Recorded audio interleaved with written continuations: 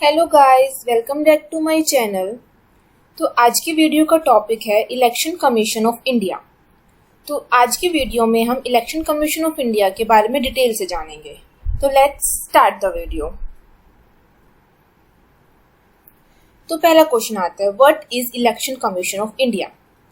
तो election commission of India एक autonomous constitutional authority है जो यूनियन के अंदर और स्टेट लेवल के ऊपर इलेक्शन प्रोसेस कंडक्ट करवाती है। Also election commission of India parliament के अंदर इलेक्शन, जैसे लोकसभा के इलेक्शन, राज्यसभा के इलेक्शन, और स्टेट के अंदर स्टेट लेजिस्लेटिव असेंबली के इलेक्शन भी कंडक्ट करवाती है। और प्रेसिडेंट और वाइस प्रेसिडेंट ऑफिस के इलेक्शन भी यही बॉडी एडमिनिस्ट्रेशन करती है। Let's move. अब हम इलेक्शन कमीशन ऑफ इंडिया के बैकग्राउंड के बारे में जानते हैं। तो हमारे इंडियन कॉन्स्टिट्यूशन के पार्ट 15 के अंदर इलेक्शन और इलेक्शन कमीशन के बारे में दिया हुआ है। ये बॉडी 25 जन 1950 में एस्टेब्लिश हुई थी। कॉन्स्टिट्यूशन के अंदर आर्टिकल 324 से आर्टिकल 329 डील करता है power, function, tenure, eligibility of this body.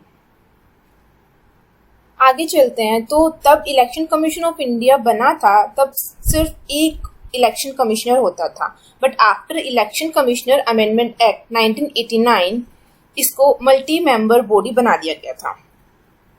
अगर हम इलेक्शन कमीशन ऑफ इंडिया के स्ट्रक्चर के बारे में बात करें तो इस कमीशन के अंदर एक चीफ इलेक्शन कमिश्नर होता है और 2 इलेक्शन कमिश्नर्स होते हैं। स्टेट लेवल के ऊपर इलेक्शन कमिश्नर की हेल्प चीफ इलेक्टोरल ऑफिसर करता है, जिसकी आईएएस वाली रैंक होती है। और इस कमीशन का जो सेक्रेटेरिएट है वो न्यू दिल्ली के अंदर है। अगर हम इलेक्शन कमीशन ऑफ इंडिया के अपॉइंटमेंट की बात करें तो जो चीफ इलेक्शन कमिश्नर होता है और इलेक्शन कमिश्नर्स होते हैं उनको अपॉइंट प्रेसिडेंट करता है। और ईसीआई के टेन्योर में फिक्स टेन्योर होता है 6 ईयर्स का और up to the age of 65 years. इन दोनों में से जो भी पहले हो, और सैलरी और पर्क्स इसके सेम होते हैं जो जजेस के होते हैं। सुप्रीम कोर्ट जज ऑफ इंडिया की जो सैलरी और पर्क्स होते हैं same election commission of India के होते हैं।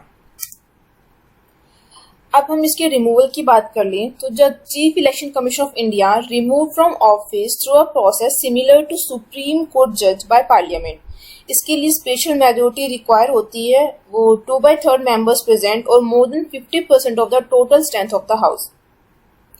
और किस बेसिस पे इसको रिमूव किया जाता है? On ground of proven misbehaviour और इनकैपेसिटी। अगर हम ईसीआई के फंक्शंस की बात करें तो उसका पहला फंक्शन है, it's superintend direct and control the entire process of conducting election to parliament, state legislature और ऑफिस ऑफ प्रेसिडेंट और वाइस प्रेसिडेंट। दूसरा फंक्शन है कि इलेक्शन के शेड्यूल डिसाइड करती है, चाहे वो जनरल इलेक्शन हो या बाई इलेक्शन हो। It also prepare electoral poll, issue electronic photo identity card.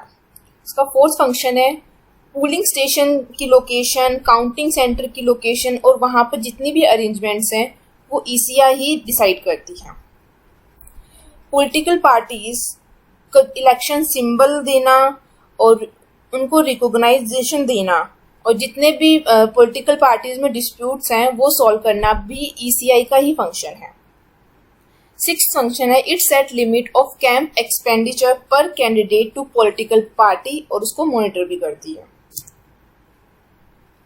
7th function है, it issues the model conduct code of conducting election for political parties and candidates so that no one indulge in unfair practices or there is no arbitrary abuse of power।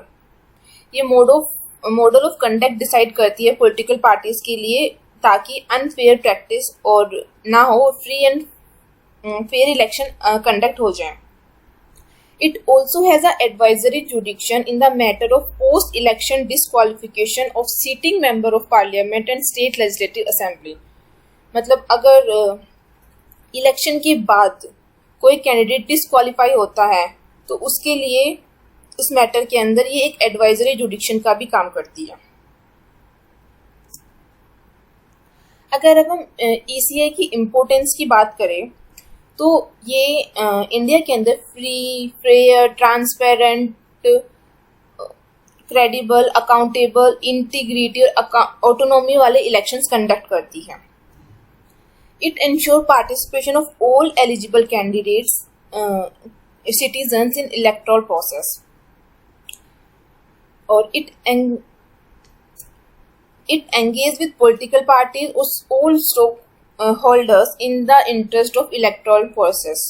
And the last one is ये awareness create करती है electoral process और electoral governance का among stakeholders. Stakeholders मतलब जो citizens हैं. और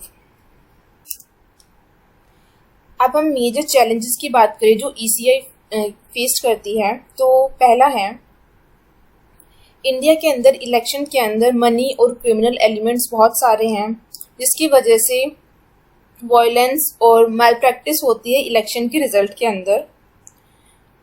तो ECI unable to address this problem. Second is drawbacks in ECI model conduct of election. Large-scale transfers on the eve of election.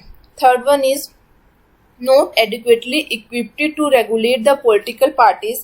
It has no power in enforcing inner party democracy. Fourth one is non-transparency in election of ECI as it is based on the choice presidenting government. ये major drawback है कि जो ECI का appointment होता है वो president करता है, उसमें कोई choice नहीं होती. और have been allegation of electronic vending machines malfunctioning, getting hacked and not registering votes with corrode general masses trust from the institution. तो ये ECI के बारे में पूरा था. Please subscribe our channel for more such videos. We will make more topic wise videos timely for quick revision of the topic. Thank you, thanks for watching. और अपने comments, अपने व्यूज़ नीचे कमेंट सेक्शन में please like, share and subscribe. Thank you very much.